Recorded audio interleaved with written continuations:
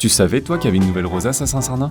Moi, oui, et j'ai même eu la chance de tendre mon micro à Jean-Michel Otoniel, l'artiste qui a dessiné ce nouveau vitrail de Saint-Cernin, pour qu'il m'en dévoile quelques secrets.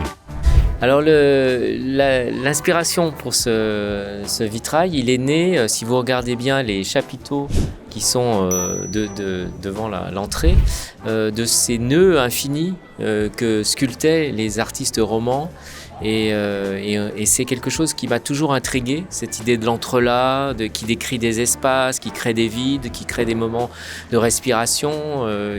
Et donc cette idée du nœud infini qui est très présente dans mon travail, ici elle est mise à plat dans le dessin et elle va décrire des sortes de remplages. Ce qu'on appelle les remplages, ce sont ces morceaux d'architecture qui créent des rosaces à l'époque justement romane et qui n'ont jamais existé sur cette rosace. Et donc du coup moi je l'ai fait vivre grâce au dessin du plomb du vitrail. Quand on regarde de près, on voit justement que le plomb a été comme martelé d'une manière où il y a des points, parce que justement il y a une technique particulière derrière ça, il y a une volonté esthétique du détail. Alors la volonté c'était de rendre visible l'expression du dessin et de l'aquarelle, puisque moi je travaille toujours comme ça, je fais d'abord un dessin, et arriver à agrandir cette émotion du dessin à l'échelle d'une façade d'une basilique, ce qui n'était pas donné, mais en travaillant avec les artisans en Loire avec qui je travaille depuis longtemps, on se connaît maintenant tellement bien qu'on arrive à trouver des trucs qui sont par exemple renforcer